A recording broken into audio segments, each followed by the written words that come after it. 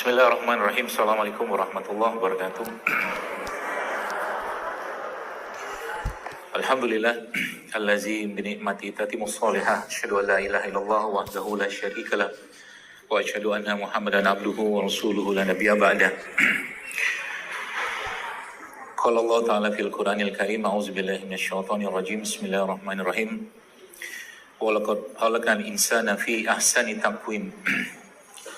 Wa qala aidan qul in kuntum tuhibbunallaha fattabi'uni yuhibbukumullahu wa yaghfir lakum dzunubakum wallahu ghafurur rahim. Allahumma shalli wa sallim wa barik ala nabiyyina Muhammad wa ala ali Muhammad kama shallaita ala Ibrahim wa ala ali Ibrahim innaka Hamidum Majid. Allahumma barik ala Muhammad wa ala ali Muhammad kama barakta ala Ibrahim wa ala ali Ibrahim innaka Hamidum Majid. Alhamdulillah, tentunya kita bersyukur pada Allah Subhanahu wa taala, kita memujinya dengan pujian yang terbaik, pujian yang tertinggi. Pujian yang kita sudah sampaikan pujian tersebut setelah kematian kita tadi malam, yaitu tidurnya kita, dan kita saat kita bangun kita memuji Allah dengan doa yang penuh hikmah, penuh semangat. Alhamdulillahillazi ahyana ba'da amatana wa ilaihin nusyur. Sebuah doa yang harusnya memberikan semangat untuk kita semua agar hidup kita ini hari-harinya menjadi hari-hari yang penuh kebaikan, penuh manfaat, sehingga nanti pun kita juga meninggalkan dunia ini dengan jejak-jejak kebaikan yang banyak pula. Karena kita tahu bahwa Rasulullah SAW juga menyampaikan bahwa seseorang itu akan mati sesuai dengan kebiasaan hidupnya. Maka kalau dari bangun pagi sehingga tidur kembali kita di malam hari nanti, insya Allah hidup kita itu sudah berfikirnya tentang bagaimana kita memberikan manfaat kepada orang lain. Maka kita, atau mungkin setan iblis, tidak akan ada kesempatan menggoda hidup kita. Karena dari setiap detik, menit, jam kehidupan kita tersebut, tidak ada hal-hal yang tidak penting atau mungkin bahasa sekarang tuh receh dan remeh-temeh yang tidak kita kerjakan. Kalau yang tadi pagi sempat membaca postingan saya di Instagram tentang manfaat, ya, hidup itu harus manfaat karena memang begitulah diperintahkan Nabi SAW. Maka sebenarnya kita tidak perlu susah hati berpikir tentang kita punya rezeki yang banyak atau tidak, atau mungkin uang yang banyak atau tidak, karena manfaat itu bukan cuman sekedar uang atau mungkin harta yang kita berikan kepada orangnya bentuk jumlahnya, tapi sesungguhnya keberkahan yang Allah Azza wa Jalla berikan kepada kita semua ketika uang atau harta atau bantuan tersebut ada pada waktu yang tepat, saat yang tepat, dan diberikan pada orang yang tepat.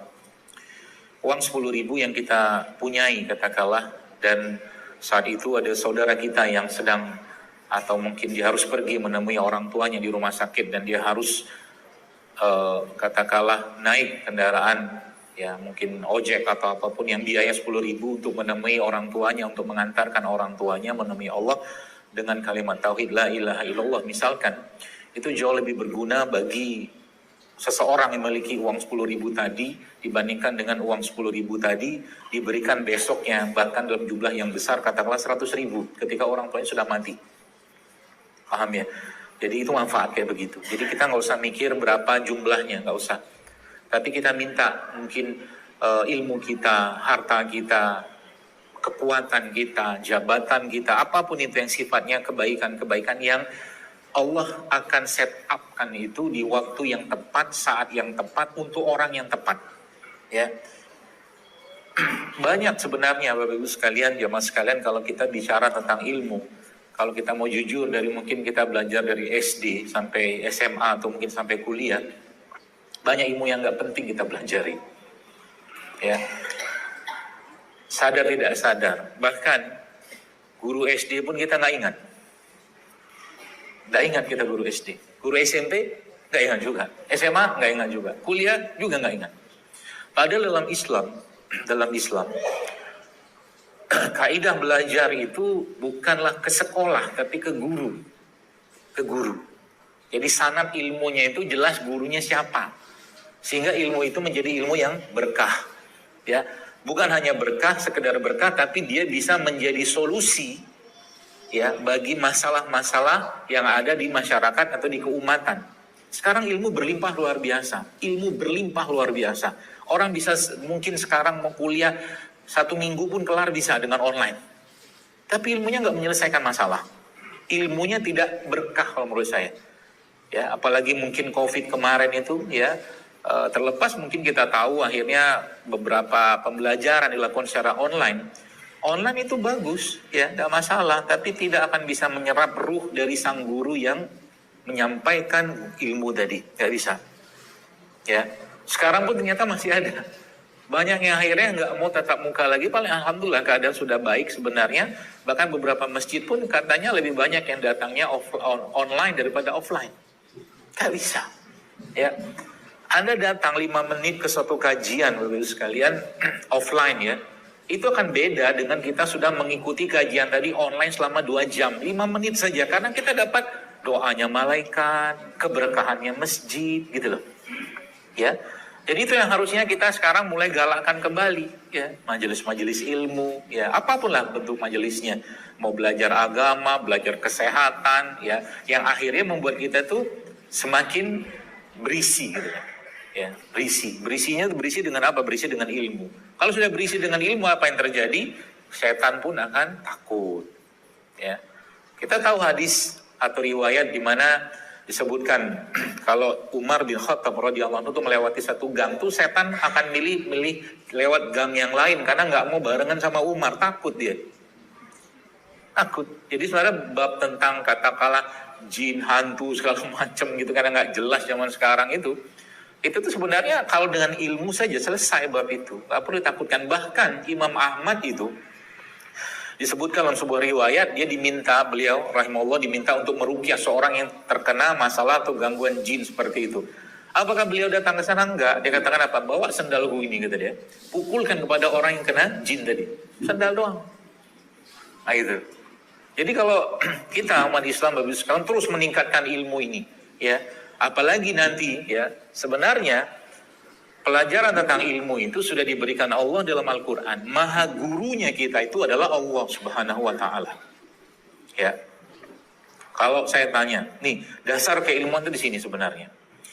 Dalam surat Al-Baqarah Allah katakan wa 'allama Adamal asma'a kullaha. Gitu kan? Dan Allah ajarkan kepada Nabi Adam itu nama-nama benda. Ya. Jadi kunci dari ilmu itulah mengetahui nama-nama benda. Tapi bukan sekedar nama tahu doang. Kalau saya sebutkan misalkan saya sebutkan sekarang depan Bapak Ibu sekalian, muscular dystrophy, tidak paham kan? Padahal itu asma, nama. Ya. Tapi ketika saya disebutkan nama muscular dystrophy misalkan, ya, otak saya sudah mikir, ini apa, penyebabnya apa, solusinya apa gitu loh. Maka ilmu paling tinggi dalam syariat sebenarnya adalah ilmu tentang nama. Wa 'allama Adamal asma'a kullaha. Bapak-bapak nih, saya tes bapak-bapak.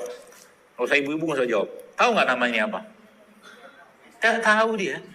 Taunya kalau itu gulai, dalam gulai ada. Betul kan? Tahu nggak Pak? Tak paham. Banyak tak paham. Ibu-ibu paham, boleh sebut lah. Anda paham beginian. Oh, Bapak nggak paham. Ini kan kaidahnya, wa 'allama Adamal asma'a kullaha.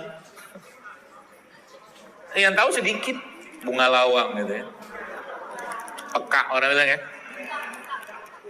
Apalah nama, kalau dia tahu bahasa Betawinya apa? Bunga lawang. Jadi saya lihat ini tadi Bapak sekalian, lihat di depan, maka kalau Anda tadi perhatikan saya sebelum ngisi tadi, saya mandangin begini semua. Allahu Akbar, saya bilang.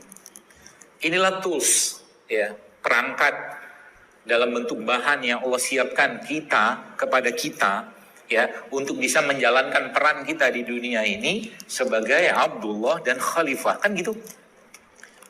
Dua peran yang sebenarnya butuh sosok yang fisik yang sehat. Anda bayangkan sosok khalifah gitu kan, sosok raja, sultan gitu kan. Ya dia harus sehat, nggak bisa, ya nggak bisa sakit-sakitan. Gimana mau mimpin pasukan? Ya, kalau yang paling dekat sama kita adalah Sultan Muhammad Al-Fatih, itu kan bagaimana akhir kematian atau akhir hidup beliau? Ya, Masya Allah luar biasa, meninggalnya di medan jihad. Karena biasanya selama ini kalau dia datang jihad, lagi berperang gitu kan, saat itu dalam kondisi sakit, sampai ke medan jihad itu sakitnya hilang. sembuh dia. Ya, ternyata di akhir hidupnya, ya ternyata Allah ambil nyawanya. Ya. Abdullah juga sama. Ya, Abdullah itu maksudnya kita hamba Allah. Banyak syariat dalam agama kita ini Bapak-Ibu sekalian yang justru memerlukan tubuh yang sehat. Haji butuh yang sehat nggak? Oh, usah jauh-jauh haji deh, sholat aja. Udah sehat loh. Jadi bab tentang kesehatannya bukan bab sembarangan.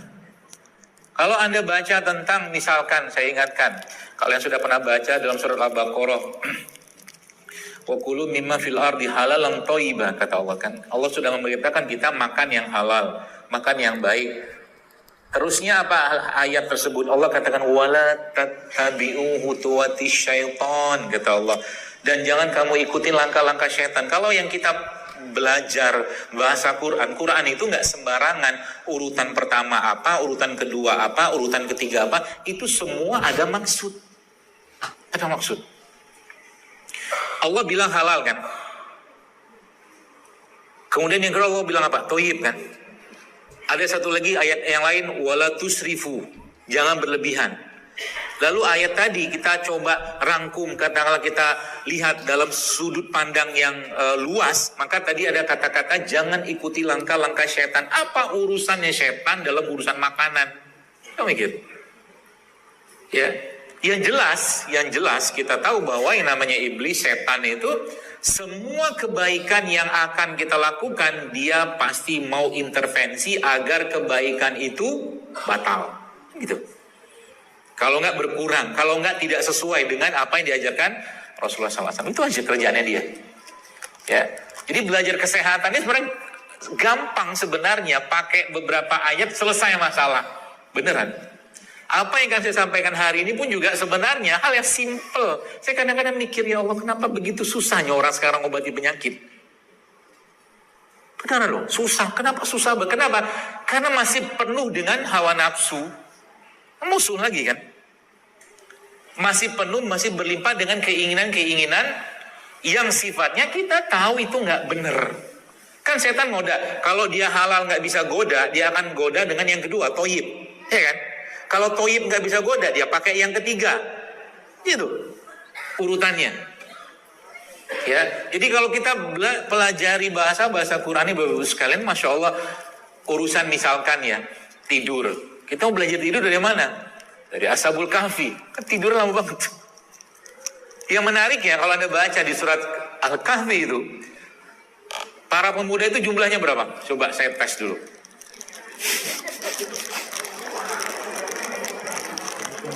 Yang benar dapat hadiah kacang. Berapa? Enggak, kalau benar saya kasih hadiah beneran. Tapi bukan cuman sekedar ngomong berapa, alasannya apa. Nah, kasih tahu dulu. Kan saya kuluna salah satu kalbuhum rabbuhum. Ada yang ngomong 3 gitu. Nanti coba dibuka di Al-Kahfi itu. Yang keempat anjingnya kan gitu kan. Ada yang mengatakan 3, 4 anjingnya. Ada yang mengatakan 5 anjingnya kan gitu. Ada yang mengatakan 7, 8 anjingnya. Jadi berapa Ashabul Kahfi itu?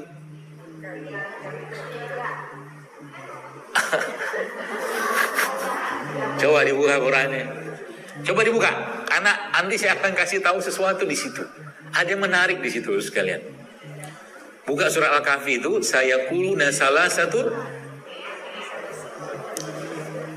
Apa itu? Kita lihat ya. Nanti dari situ ketahuan. Ayat berapa ya? Oh, saya lupa.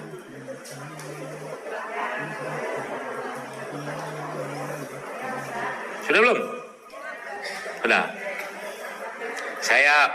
Saya itu bukan ahli Quran, cuman saya suka ngoprek Quran. Karena emang kuncinya di situ semua. Bahkan tidurnya Ashabul Kahfi itu berapa lama? 309 tahun atau 300 tambah 9 tahun? Coba baca. Kenapa Allah nggak satukan? Kenapa Allah bilang 309 tahun langsung? Tapi Allah bilangnya 300 tambah 9 tahun kan? Itu ilmu buat para kaum rebahan. Dia tidur kan? Tidur, gitu kan? Bangun sebentar, tengok, wah keadaan masih sama, tidur lagi aja. Nah gitu aja terus. 300 tahun kan? Mungkin 9 tahunnya itu, saya nggak tahu kenapa Allah pisahkan. Ya tapi pasti ada sesuatu di situ. Ya mungkin enggak. Kenapa nggak langsung 309 tahun gitu kan?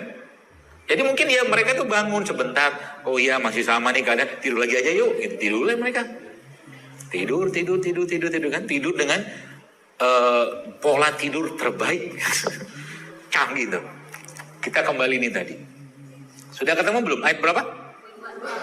22 ya. Nah, coba kita lihat. Allah bilang begini kan, sayaquluna salasatun a'udzubillahi minasyaitonir rajim, sayaquluna salasatun rabium kalbuhum wa yaquluna khamsatun sadisum kalbuhum rajman bil ghaib wa yaquluna sab'atun wa thaminuhum. Jadi berapa? Nah, terbukti kan? Kita masih baca-baca aja tapi nggak dipikirin Qurannya. Jadi Ashabul Kahfi itu berapa? Kalau berhasil, saya kasih hadiah. Serius. Uang. 9, la ilaha illallah. Mana ada di Quran 9? Kan pilihannya kan cuman 3, 4 anjingnya. Hadiahnya dapat buku. Saya pun belum, buku ini sudah habis. Tapi nanti saya tambahin. Kalau yang bisa jawab, saya tambahkan uang. 250.000.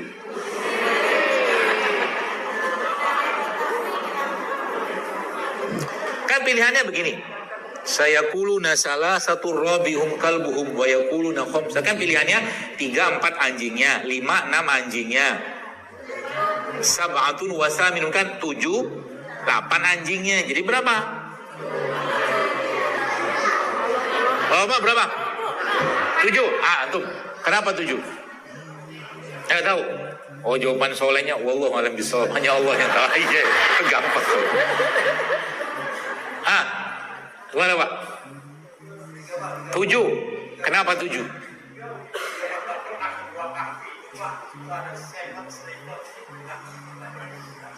Apa katanya? Gak kedengeran, sorry.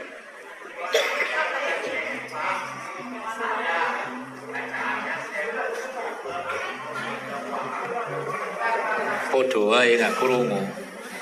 Gak kedengeran Pak. Pakai mic aja. Halo. Ya, halo. Halo juga. Assalamualaikum warahmatullahi wabarakatuh. Salam. Saya jawab dulu dengan anjingnya. Karena kebetulan alhamdulillah saya sudah pernah ke Gua Kahfi yang di Jawa Barat. Di situ ada bacaannya 7 Sleeper Indo Gua Kahfi. Jadi dasar saya itu bawa 7 lah. Karena Bapak sudah pernah ke Gua Kahfi. Kalau belum kira-kira kenapa? Berapa Pak? Kalau berdasarkan ayat ini ya, saya tanya berdasarkan ayat ini. Karena Gua Kahfi yang di sana pun itu wallahu alam, saya nggak tahu apakah itu. Sudah diakui Pak semua 7. Makasih ya. Ya, kasihlah hadiahnya. Boleh kasih hadiah. Tapi bukan itu jawaban yang saya mau. Ya Bu, berapa Bu? Ini kasih bapaknya hadiah. Karena bapak sudah pergi ke Gua Ashabul Kahfi. Saya belum. Kalau ditaruh tangan Ustaz? Nanti aja. Nanti aja. Ya berapa Bu? Yang ayat pertama 3. 3 sama ininya, terus yang kedua lagi ayatnya 4. Ya jadi total itu sama kayak. Guru matematika ini.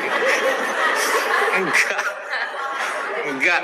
Karena ini ada penjelasan dari Ibnu Abbas radhiyallahu anhu tentang ini. Dari ayat ini Ibnu Abbas bersumpah, dia bilang bahwa Ashabul Kahfi itu jumlahnya sekian, dia bilang. Dasarnya apa? Dari ayat ini. Kata beliau. Hah?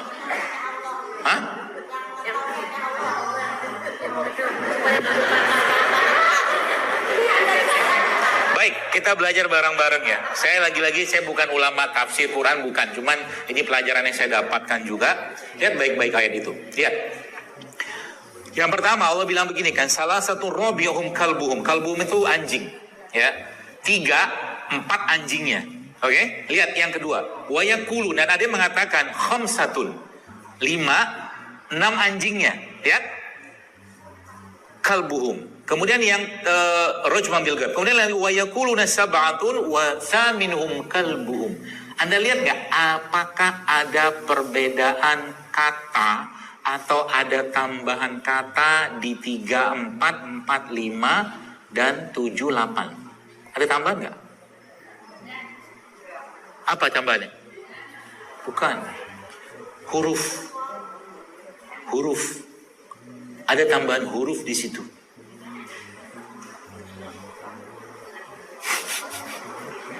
Jelas banget itu hurufnya, ada tambahan huruf. Coba lihat. Salah satu robihum.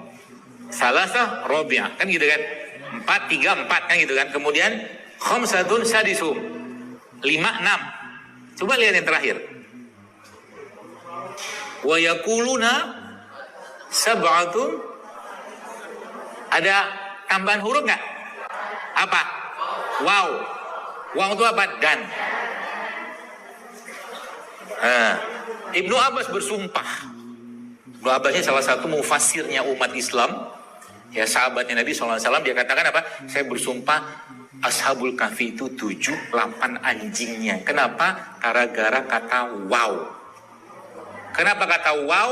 Karena kata wow itu untuk membedakan antara makhluk mulia bernama manusia dan anjing. Paham sampai sini? Gak kepikiran kita kan? Itu orang dulu begitu cara berpikirnya. Makanya cerdas-cerdas. Afala ta'qilun gitu kan, suruh mikir kita kan? Seperti itulah. Jadi jumlahnya kalau berdasarkan ini 7, 8 anjingnya. Ya, Bapak tadi benar, 7 Ashabul Kahfinya karena sudah ke sana. 8 anjingan betul kan? Betul, tapi kalau berdasarkan ini bukan itu, ya. Termasuk juga contoh mungkin pernah mikir atau pernah kita baca surat Yusuf. Surat Yusuf itu ya menceritakan tentang raja kan? Raja di Mesir kan? Allah menggunakan kata apa untuk raja di surat Yusuf? Malik. Raja. Tapi urusan Nabi Musa, Firaun itu raja Mesir nggak? Allah tidak pakai kata Malik tapi Firaun. Beda maksudnya. Dari katanya udah beda. Ya. Jadi kalau kita lagi-lagi ya dalami Quran, baca Quran itu, maka ketahuan semua. Ya, banyak masalah kehidupan kita selesai dengan Quran. Beneran. Li'ila fi Quraisy. Lihat. Sering baca kan? Sekarang saya tanya. Anda pernah lihat ada suku disebutkan dalam Al-Quran di luar suku Quraisy? Ada. Hanya Quraisy yang disebutkan Allah dalam Quran. Berarti ini sukunya Rasulullah SAW, itu bukan sembarangan suku. Quran menyebutkannya ya sebagai suku terbaik yang ahli dalam perdagangan, kan gitu kan?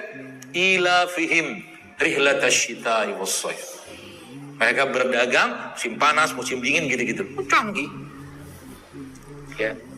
Maka jangan diturunkan status itu. Kalau misalkan misalnya batal, usah saya teruskan. Enggak, yang saya sering bilang, nggak usah. Panjang. Jadi penasaran ya, nanti kapan-kapan kita sambung lagi. Kita balik ke topik kita aja. Jadi lagi-lagi kalau bahas Quran tuh ya Masya Allah gitu kan, semakin hari makin seru gitu. Makanya gak cukup cuman sekedar baca terjemah, bukan tafsirnya. Ilafihim. Itu maknanya bukan yang Anda baca kita ilaf gitu kan, perdagang, bukan. Tapi itu ada maksud sebenarnya yang dibuat oleh kakeknya Nabi SAW, namanya Abdul Manaf. Ilaf. Perdagangan yang dikawal gitu loh. Yang situ ada pertemanan gitu-gitu loh. Itu panjang ceritanya. Ya, jadi Quran itu kalau kita gali-gali nggak bisa habis, memang nggak pernah habis sampai sekarang. Apalagi cuma urusan kesehatan. Ya, bab tentang kesehatan ini sebenarnya kalau boleh saya bilang itu selesai dengan ayat wakulu wasrobu wala tusrifu. Selesai bab itu. Ya, bab tentang kesehatan. Ya, artinya masalah kesehatan gitu bisa selesai. Boleh saya katakan 50% urusan kesehatan kita bisa selesai dengan ayat tadi. makanlah kalian, minumlah kalian, jangan berlebihan. Gitu.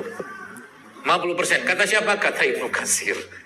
Ibnu Katsir rahimahullah menyebutkan bahwa ayat tadi adalah setengah dari ilmu pengobatan, kata beliau rahimahullah. Jadi masalah kesehatan kita itu sekarang terjadi gara-gara apa? Gara-gara banyak yang harusnya kita tidak makan, kita makan, dan berlebihan pula. Puasa jarang, makannya jelek, olahraga jarang, bertanya, kenapa aku dapat sakit ini? Pret dalam hati saya. Olahraga jarang, gak mau olahraga. Ya, puasa jarang, makan benar jarang, bahkan kadang-kadang gak ada. Nikmati hidup selagi hidup. Begitu kan? Dikasih ini itu, walau anda lihat kajian saya itu sering isinya itu aja, itu aja isinya. Karena memang dari zaman dulu sampai sekarang masalah kesehatan itu aja, itu aja. Ya, begini, saya cerita sedikit. Jadi saya memandang kayak buah begini, nih, jangan gini. Ini ada pepaya di sini. Hah? Letes. Masih connect apa enggak? Ini namanya apa? Pepaya. Ya, nanas. Buah-buahan begini Bapak Ibu sekalian, isinya apa sebenarnya? Vitamin, serat, segala macam. Ya, macam-macam lah dalamnya. Tapi sebenarnya buah kayak begini, intinya dia, inti ya, mungkin bahasa kita itu apa ya? Ya inti lah. Itu cuma 30%. Sisanya serat. Ya, intinya cuma 30%, sisanya serat. Vitamin segala macam. Saya pernah bertanya ke guru saya bilang, terus buah apa yang semua bagiannya itu inti selnya dia? Jawabannya apa coba? Kurma. Kurma. Semua bagian itu isinya inti selnya. Jadi Anda bayangkan kalau ada orang minum kopi kurma, makannya kurma itu the best itu. Karena inti dari satu produk itu ada pada bijinya. Paham ya? Jadi jangan makan produk yang nggak ada biji. Karena nyawanya produk itu ada di biji. Jadi jangan pinter-pinteran. Dalam artian, wah, duit gue udah banyak nih, gue mau cari seedless grape. Oh, orang kaya. Cari anggur yang nggak ada biji. Paham maksudnya? Itu mah bodoh sebenarnya. Gimana cara tumbuh itu? Makanya sekarang ada namanya hibrid. Hibrid. Sekarang jahe pun banyak. Hati-hati kalau makan jahe begini, banyak jahe hibrid. Jahe hibrid itu kebanyakan impor. Ya, dia ditanam nggak bisa. Cuma bisa ditanam di sana doang. Di sini nggak bisa. Maka kalau jahe-jahenya kita umumnya itu jahenya kecil-kecil. Ini jahe gajah cuman kecil, bukan jahe merah ya. Bukan jahe emprit, bukan. Jahe-jahenya kecil. Jahe-jahe yang impor itu kan gede-gede minta ampun, kinclong-kinclong, itu kan jahe hibrid sebenarnya. Makanya kalau cari jahe yang kayak gini sekarang, Anda pakai kadang-kadang seperempat, nggak ada pedes-pedesnya ini. Betul kan? Kompak yang minta ampun. Sehingga apa? Nggak dapat manfaatnya. Gue udah minum seliter juga nggak panas-panas nih badan. Kan gitu. Ya, maka cari jahe lokal. Ya, buah juga kita mulai kritis karena ada setan nongkrongin kita di sana. Ya, cari buah. Buah sekarang coba ada mulai mikir buah yang kira-kira tidak disemprot ini itu segala macam. Contohnya apa? Manggis kan nggak disemprot. Betul? Contoh misalkan apalagi banyak duku apa-apa gitu lah. Jadi kita mulai apa ya? Mulai pintar, mulai lebih cerdas ngadepin si iblis ini yang memang bercokol terus di situ. Ya, supaya apa? Badan kita lemah, fisik kita lemah, mental kita lemah, hati kita lemah. Itu kerjaannya dia memang dari dulu. Seperti itu ya. Dan bahkan saya sampaikan berulang, dosa pertama manusia urusannya sama apa? Makanan. Nabi Adam makan kan? Makan buah dari pohon syajaratul khuld itu kan? Itu buahnya canggih menurut saya. Kenapa buahnya canggih? Habis makan buah terbuka aurat. Canggih buahnya. Ya kan ayatnya begitu kan? Saya mikir ini buah apa yang bisa sampai kayak begitu gitu loh canggihnya. Kan sakti itu buah. Sakti. Ya. Nah begitu. Nah, jadi sebenarnya kita butuhkan apa? Intinya. Ya, intinya. Jadi, tadi saya ajarin ilmunya nih. Tadi ilmu baru. Jadi membuat inti. Jadi mungkin bahasa kita sekarang membuat stem cell kali ya. Inti dari saripati buah. Ya, jadi buah-buah begini ini Anda ambil nanti. Kemudian Anda blender. Lalu buahnya berapa banyak terserah, mau 5, 7. Totalnya kurang lebih sekitar 10 kilo. Banyak, emang banyak. Fungsinya apa? Karena memang yang dihasilkan nanti sedikit sekali. Jadi blender nih apel, nanas, ya apalagi pepaya, murah-murah aja lah. Pokoknya total 10 kilo. Lalu Anda blender pasti air ya. Nanti setelah itu Anda tunggu mungkin sekitar 3 jam sampai 8 jam. Nah lalunya apa? Lalunya nanti dia kan ngendap tuh terpisah kan. Ada yang buih-buihnya, ada yang air di bawah. Nah, di bagian atas itu akan ada cairan yang berwarna bening. Itu sarinya buah tadi. Itu kalau Anda bikin 10 kilo mungkin jadi cuma 100 mili. Itu stem cell-nya. Itu minum tiap hari. Buat wajah di pupuk-pupukin apa. Bisa tuh. Ya.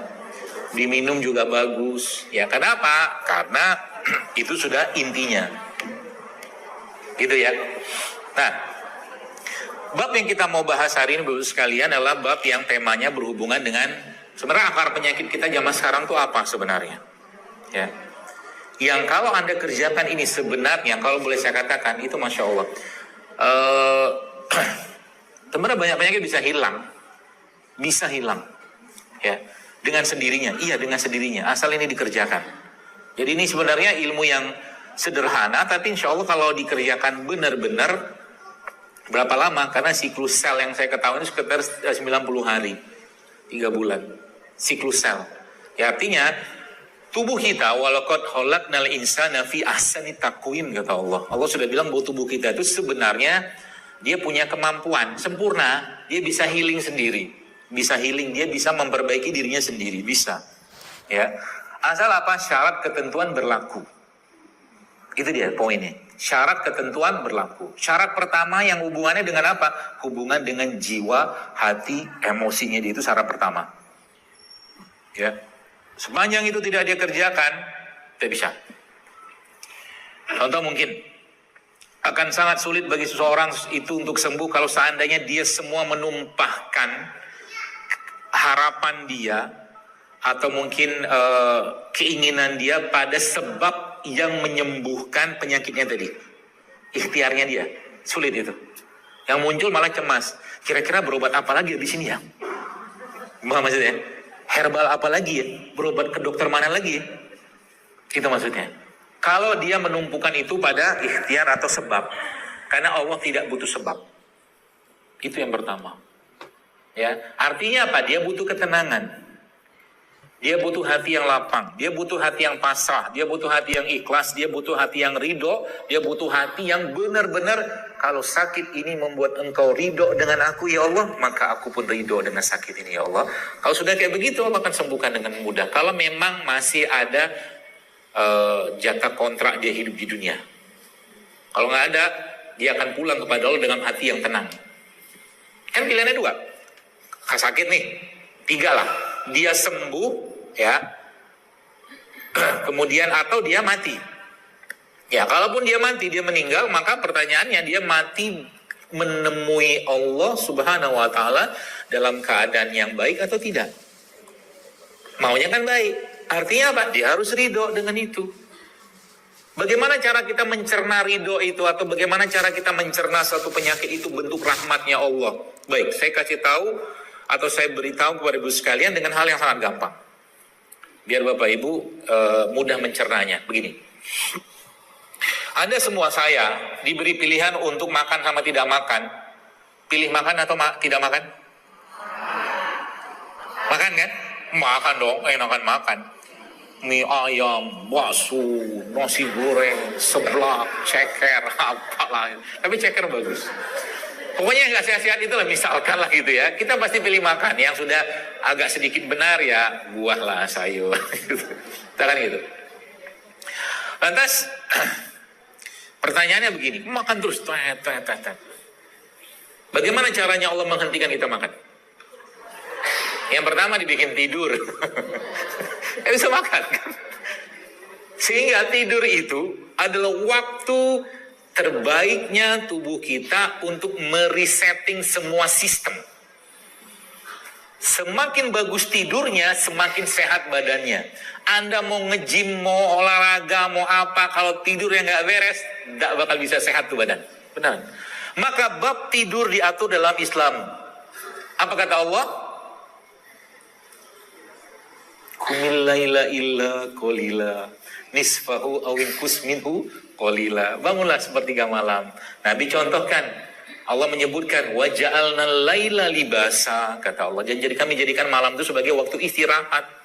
Istirahat, jangan olahraga. Paham? Jadi malam itu bukan waktu olahraga. Apakah ada dasarnya? Banyak penelitian-penelitian menjelaskan tentang tidak baiknya olahraga malam. Beneran. Malam itu waktu apain? Udah paham kan? Ya. Jadi waktu malam itu waktu tidur. Kenapa? Itu resetting tubuh kita semua di malam hari itu. Growth hormon, apa, bahkan ada saya baca beberapa tulisan-tulisan para ilmuwan itu, Masya Allah, spektakuler Bapak Ibu sekalian yang terjadi waktu kita tidur itu, spektakuler, Masya Allah, sehingga saking spektakulernya, Nabi beradab luar biasa dengan tidur. Apa adabnya? Nabi membaca doa-doa kan, sebelum tidur. Karena luar biasa besar rahmat Allah ketika tidur. Ya, itu yang pertama. Yang kedua apa? Kenyang. Kenyang kan cara Allah menghentikan kita makan. Udah kenyang nggak bisa lagi makan. Kenyang itu bentuk kefanaan. Kefanaan. Ya, kefanaan itu fana. Maka di surga nggak ada kenyang. Orang makan aja. Nggak ada lapar, nggak ada kenyang. Makan aja. Di surga begitu. Mati juga nggak ada. Di surga nggak ada kematian. Ya. Seperti itu. Jadi sembelih kematian itu, kata Rasulullah. Tidur, kemudian apa lagi? Kenyang. Apa lagi? Puasa. Ya kan? Makanya coba kutiba. Kutiba tuh berat, Bu, Pak. Ya ayyuhalladzina amanu kutiba alaikumusiyam. Kutiba tuh kami kasih kewajiban. Supaya apa? Kalian berpuasa. Lihat ayat berikutnya apa kata Allah? Kutiba alaikumusiyam kama kutiba lallazina min qablikum. Rasul itu kalau dia datang, maka syariat sebelumnya, Rasul sebelumnya itu akan dihapuskan dengan kedatangannya dia. Nabi SAW ya membawa syariat yang menghapuskan syariat semua Rasul sebelum itu. Cukup dengan syariat Rasulullah yang dibawanya SAW, Quran, hadis segala macam itu, dan syariat sebelumnya itu dihapus. Cuman menariknya apa? Syariat puasanya nggak dihapus. Kalau pakai ayat tadi kan gitu. Kenapa? Kita dengan Nabi Adam sama nggak? Sama, beda casing doang. Beda casing. Nabi Adam tingginya 60 hasta, 27 meter. Tapi jeroannya kan sama. Mata, hidung sama, persis sama. Cuma beda ukuran aja. Ya, makanya bicara tentang syariat puasa itu, atau mungkin kita bicara puasa itu salah satu yang sebenarnya menjadi ya wa antasumu kata Allah dalam surah Al-Baqarah itu wa antasumu khairul lakum in kuntum ta'lamun. Kata Allah di situ kan, dan puasa itu lebih baik bagimu jika engkau mengetahuinya. Nah, kan keren kan? Solusi nggak itu? Solusi. Jadi kalau mau sehat, puasa. Itu yang pertama. Yang kedua apa? Benerin tidur. Ya kan? Jadi terus saya tahu gimana nih? Kapan tidurnya? Baca hadis Nabi. Nabi itu tidurnya kapan? Ya kan? Kapan Nabi tidak mau tidur? Nah itu baca juga. Ya, kapan Nabi tidak mau tidur? Kapan Nabi nggak mau tidur?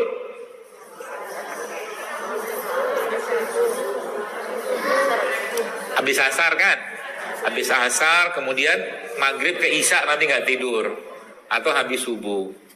Beberapa ulama menyebutkan bahwa memang tidak ada larangan mutlak atau mungkin keharaman setahu saya untuk tidak tidur setelah subuh. Tapi percayalah, nggak enak sama sekali badan kita tuh kalau kita tidur habis subuh. Beneran? Betul? Nggak enak.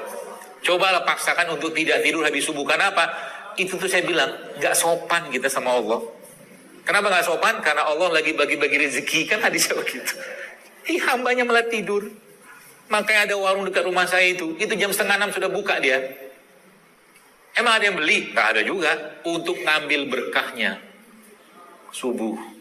Nggak ada yang beli. Tapi jam 6 kayaknya ada yang beli tuh. Ya, bicara tentang keberkahan segala macam. Bahkan kemarin saya subhanallah, nggak ada barangan di sini. Saya kemarin diundang menghadiri pengukuhan profesor. Ya, saya belum profesor. Gini-gini aja mah, cuma belajar mah terus. Jadi di salah satu universitas besar di Jawa, rektornya sidang guru besar, pengukuhan guru besar itu. Anda tahu yang jadi profesor itu siapa? Dan nggak tahu lah, belum saya ceritain. Gara-gara apa dia jadi profesor, tahu nggak? Gara-gara siwak. Subhanallah. Saya wallah Pak, saya dibilang saya WA sama beliau. Dia di depan gitu kan, rektor ya biasa guru besar ada 5 orang gitu kan. Subhanallah. Saya bilang sama beliau, dok, dia dokter gigi. Saya bilang sama beliau, saya menangis dok, saya bilang. Wallah dok, saya menangis. Kenapa? Kalau Rasulullah ada di sini pasti beliau bangga, saya bilang. Subhanallah kan. Siwak itu di depan majelis yang terhormat, para guru besar, profesor, doktor, dan yang menemukan ini itu atau mungkin yang meneliti tentang seorang profesor itu, masya Allah, dia nggak mau dikenal, tawaduk sekali orangnya, masya Allah. Semoga Allah jaga beliau. Itu diangkat bahkan sebelum pidato pengukuhan guru besar dia bersiwak. Kita mau ngomong apa? Jijik, terserah. Tapi Nabi SAW Anda tahu kisahnya apa? Waktu Rasulullah SAW mau wafat, beliau minta diambilkan 2. Satu air, satunya siwak. Mau ketemu Allah, urusannya sama siwak. Berarti siwak itu perkara penting atau tidak? Penting sekali. Maka diceritakan di situ, subhanallah, terus sekalian. Ya. Apa cerita dia? Kita sampai jam berapa ini ya? Ini belum masuk materi nih.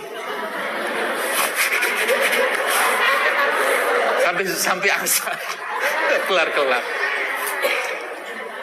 Saya memang jarang ngisi di daerah kajian daerah Jakarta, maka saya senang nih ketemu warga Jakarta. Wajahnya kayaknya sehat-sehat, kayaknya. Insya Allah. Saya menduga yang baik saja.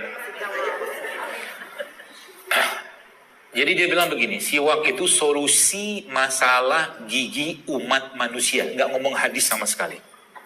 Anda tahu kenapa? Karena dibuka data. Ya, jadi masalah gigi secara data internasional begini. Dia itu tidak pernah turun dari ranking 1, ranking 2, tidak pernah turun. Yang pertama, yang kedua apa? Dia cerita apa? Dia cerita di situ, subhanallah ya, bahwa kalau limbah sikat gigi di Indonesia masalah atau di dunia, Indonesia maksud saya, itu dikumpulkan, itu bisa menyamai ukuran 7 lapangan sepak bola standar FIFA sampahnya. Sehingga saya takjub gitu kan, masya Allah. Saya bilang ya Allah, begini kalau orang sudah kenal dengan ilmu ya agama dan syariat dan sunnah Nabi SAW, dia angkat di depan majelis yang terhormat itu. Terus dia bilang solusinya adalah sebuah solusi yang mutakhir. Oh, canggih dia bilang. Saya bilang apa ini, orang mau ngomong apa gitu kan. Saya ikutin apa kata demi kata beliau, saya ikutin. Dia bilang canggih kenapa? Karena ternyata, anggaplah ini siwak. Bulunya siwak itu jauh lebih kecil, seratnya itu daripada sikat gigi yang terbagus di sini. Bulunya itu. Kan banyak orang cari sikat gigi yang bulunya halus kan? Itu bulu siwak itu jauh lebih kecil, milimeter, mikrogram, tidak paham saya. Ada apa lagi? Semua bahan yang ada pada sikat gigi, pada odol, itu ada pada siwak, dia bilang. Dan dia kan degradable, buang hancur, dia termakan tanah. Maka dia bilang solusi mutakhir, solusi canggih. Oh, masya Allah. Sep, dibilang, inilah solusinya. Terus muncul siwak. Lagi pidato gitu siwakan. Masya Allah, saya bilang. Mulianya orang ini. Ya, memuliakan siwak. Umurnya berapa? 39 tahun. Profesor. Nama dan identitas saya samarkan. Saya sembunyikan. Sebut saja Bunga. 39 tahun umurnya, profesor. Mau tahu aja. Uner. Baru kemarin. Baik betul orangnya, Masya Allah. Ya, saya ketemu dia itu awalnya dia mana coba? Ketemu dia, beliau itu waktu saya ada acara umroh, tapi mampir ke Turki. Turun pesawat, tiba-tiba dia nyamperin. Assalamualaikum Ustaz, dia bilang, salam. Ya. Saya bla bla bla bla, oh ya, mau kemana Pak? Saya bilang gitu kan. Mau ikut konferensi apa kongres? Oh ya, Bapak menyampaikan apa? Menyampaikan siwak ke Turki. Keren kan? Akhirnya jadi itu. Makanya Bapak Rektornya, ini Profesor Siwak menyiwak pertama kita di UNER. Tahu aja. Baik, udah cukup. Kita masuk ke materinya. Kalau saya bahagia begini, banyak ocehan yang keluar. Jadi Bapak sekalian, dari beberapa ayat yang sampaikan tadi segala macam, tadi ada stem cell, itu tuh sebenarnya banyak, termasuk saya kasih tahu juga satu hal baru. Ya, saya sempat tanya, jadi sebenarnya rimpang-rimpangan itu, mana yang paling banyak inti selnya kata saya. Ya, saya pernah bertanya kepada seorang guru saya, apakah kunyit? Ternyata bukan kunyit. Ya, termasuk kunyit ini, rimpang-rimpang begini, ini jangan dibuang ininya.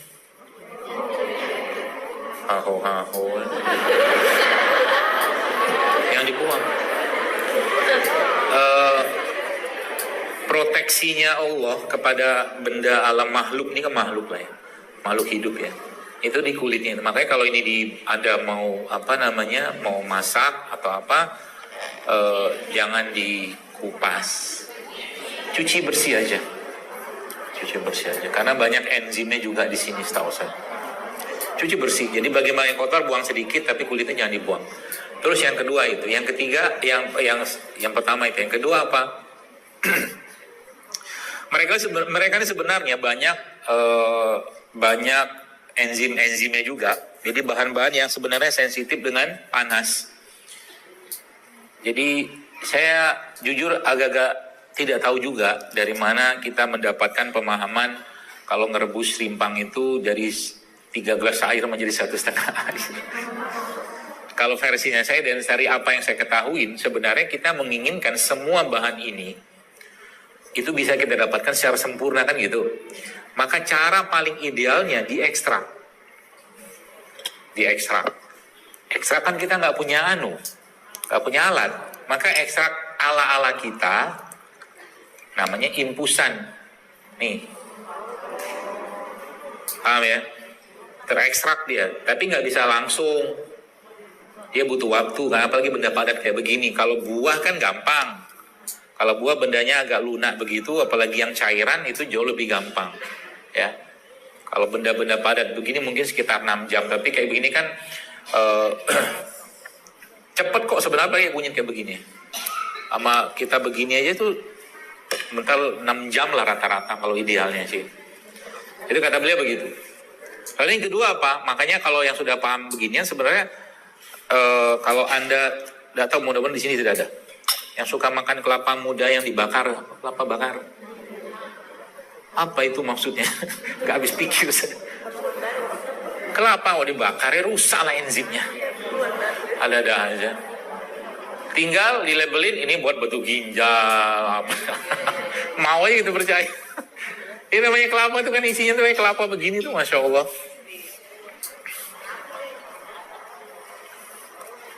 Mana dia?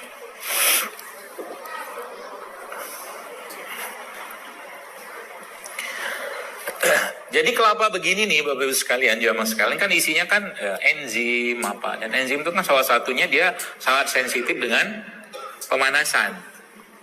Ya, jadi kalau Anda mau minum, termasuk ya kapan waktu terbaiknya kita, atau kelapa itu yang paling kuat yang saya pelajari ya, mungkin beda-beda dengan yang lain nggak apa-apa. Tapi yang saya pelajari itu yang paling kuat aktivitas kan dalam air kelapa ini ada bakterinya.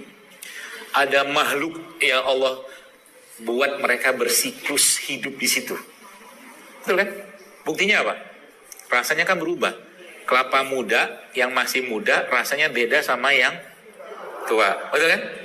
Terus yang paling gede, yang paling besar aktivitas si bakterinya itu justru malah kelapa muda yang menjelang tua. Kelapa muda yang menjelang tua. Yang kayak begini nih. Tapi ini belum, ini masih agak lunak nih. Ya, jadi kalau ini kan masih bisa dikerok begini. Kalau yang itu tuh dia agak keras, tapi dia belum bisa buat santan. Nah itu, biasanya itu ada gas-gasnya. Nah, nanti kalau Balang kasih tahu Abang kelapa, tahu deh, Bang beli air kelapa yang ada gas-gasnya. Biasanya itu kelapa tua yang biasanya orang nggak mau minum. Justru itu malah yang paling bagus. Ya, menurut yang saya pelajarin. Ya, minum. Terus biar dia menjadi lebih powerful lagi, caranya gimana? Tambahin madu. Masukin madu situ, aduk di dalam ini. Tunggu beberapa menit sehingga madu itu sebenarnya paling baik madu itu kalau kita minum bukan dalam keadaan kayak begini. Sengaja saya begini supaya nggak kelihatan mereknya. Soalnya banyak betul dia pakai nama-nama saya. Gitu-gitulah yang nggak jelas. Jadi madu.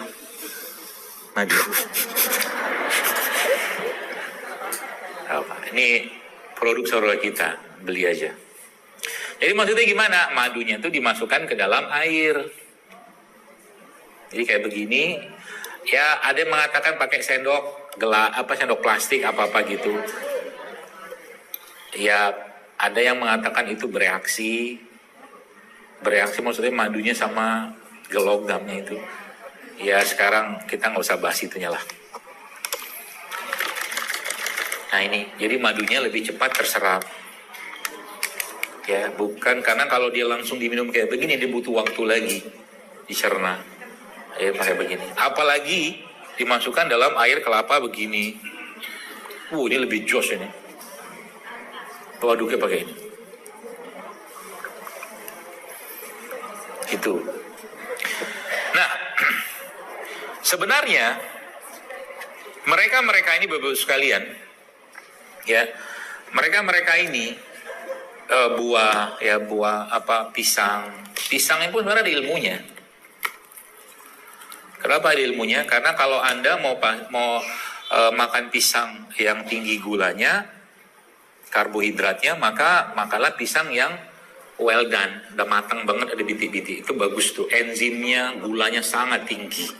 Tapi kandungan namanya seratnya, resistant starch-nya itu justru malah pisang yang agak mengkel. Itu, jadi kalau beberapa abang-abang yang jual rujak tuh pakai itu tuh, pisang mentah. Ya, jadi pisang ini ada gulanya, ada gulanya. Ya, terus bagaimana tips mencari pisang? Carilah pisang yang tidak glowing.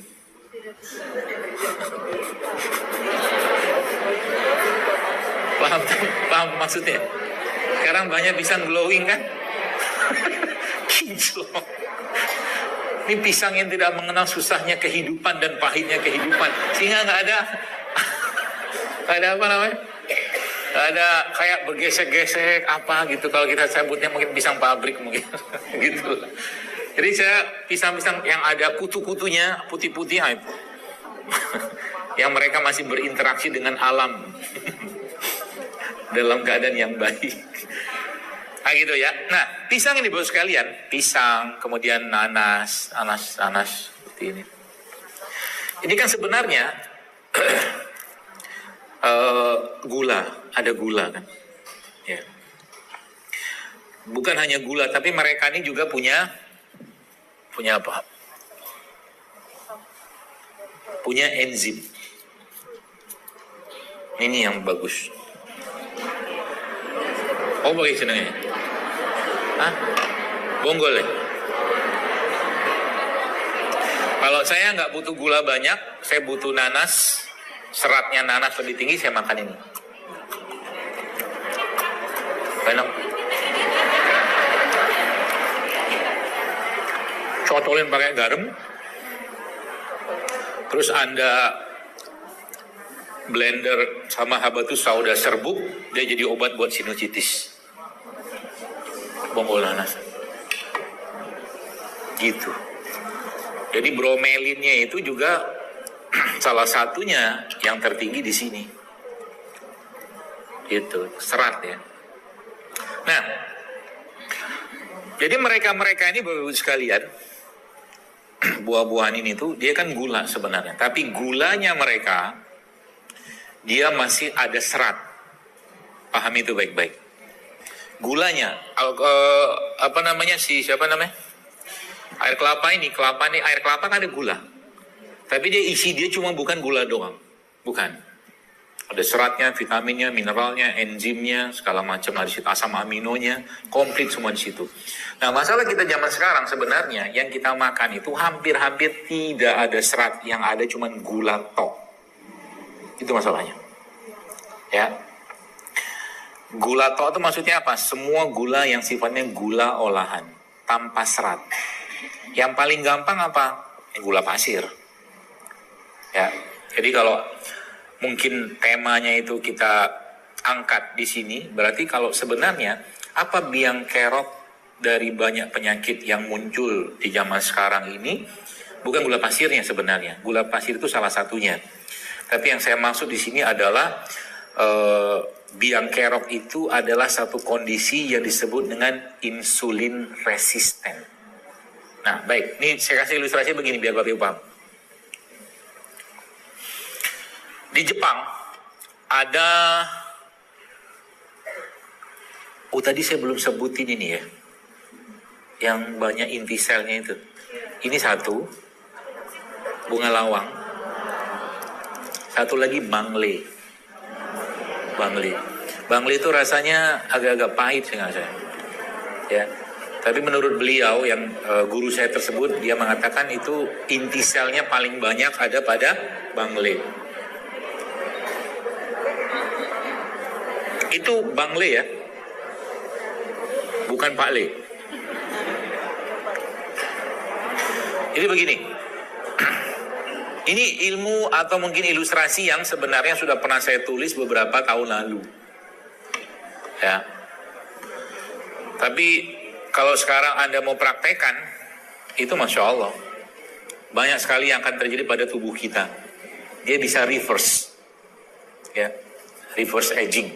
Saya ada lihat satu video, bukan video ya, status seorang profesor di Harvard. Beliau itu umurnya 53 tahun. Wajahnya macam 30 tahun. Wajahnya. Kalau Anda mau lihat, tapi ngapain saya sebut nama di sini? Dalam masjid. Seru. Ya.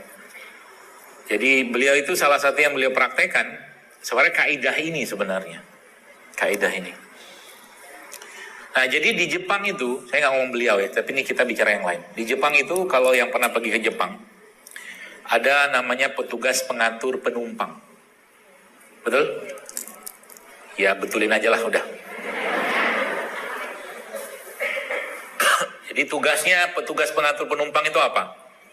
Dorongin penumpang. Betul? Masuk ke dalam kereta pada saat pagi lagi peak hour. Gitu loh. Nah pertanyaannya, ini petugas bisa capek nggak? Oh tentu saja. Ya. Terus kalau supaya petugas tetap bisa memasukkan penumpang seabrek-abrek itu, caranya gimana? Dia tetap fit. Yang paling gampang, matikan listriknya. Listrik kereta mati, petugas nggak kerja, gitu. Namanya orangnya mati juga. Ya. Lalu yang kedua apa? Jadwal kereta dikurangi. Nggak beban. Misalkan dia sehari itu misalkan dorong orang 7 kereta misalkan. Sekali dorong tuh butuh 30 kg push gitu kan, dorongan. Kurangi dari 7 jadi 3. Apalagi cara yang lainnya, kurangi jumlah penumpang. Ya kan? Apalagi cara lainnya, si petugasnya disuruh nge-gym.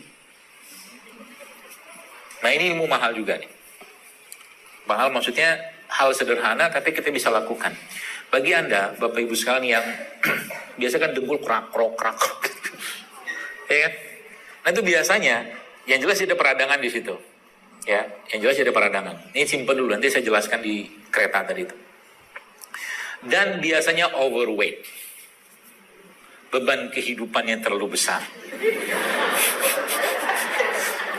Guru saya yang lain bilang banyak orang yang sakit dengkul sama sakit kaki itu, kata dia, itu karena beban kehidupan yang terlalu besar. Ada gajah di pundaknya yang dia tak lepas-lepaskan. Iya benar juga sih. Kadang-kadang dia bilang, itu obatnya cuma satu. Dia bilang, apa itu? Bukan obat. Dia bilang, salah satu solusinya apa? Berikan zakat kakinya. Dia bilang, oh, kaki punya zakat. Dia bilang, iya, suruh jalan-jalan. Dia bilang, pergi jalan-jalan. Secara emosi. Ya. Jadi suruh nge-gym. Jadi yang tadi tuh, yang sakit-sakit tulang itu turunin berat badan, latihan beban. Pelan-pelan. Itu akan mampu menghindarkan Anda dari operasi osteo artritis apa gitu.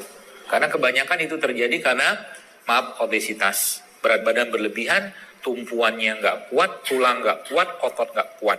Maka di atas 40 tahun ke atas, saran saya mulailah latihan beban. Latihan beban itu seperti apa dokter? Ini latihan beban. Oh 3 kali asik-asik aja kan, 50 kali coba. Apa begini gitu kan, coba aja. Lama-lama kemang, pegel sini, tapi itulah yang kita butuhkan sehingga otot itu berkembang. Itu nanti bisa menahan beban lebih kuat. Makanya udah usia 40, sebenarnya nggak 40 pun nggak apa-apa. Saya ngeliat beberapa, sempat ada melintas di postingan saya itu, ada seorang ibu-ibu lah gitu kan, dia pakai jilbab, alhamdulillah, itu ngangkat namanya deadlift. Deadlift itu ngangkat barbel gitu kan. Saya lihat kan, 20, 30, 40, 50, sampai 120, kuat ibu itu. Wih, tapi nggak gemuk ya, nggak sterek. Nanti jadi sterek nggak, itu butuh proses yang sangat besar, lama gitu kan. Kalau sampai sterek dan nggak sampai seperti itu juga. Tapi yang terjadi apa? Dia sudah berinvestasi untuk tulang dan ototnya untuk masa depan dan masa tuanya dia. Itu poinnya.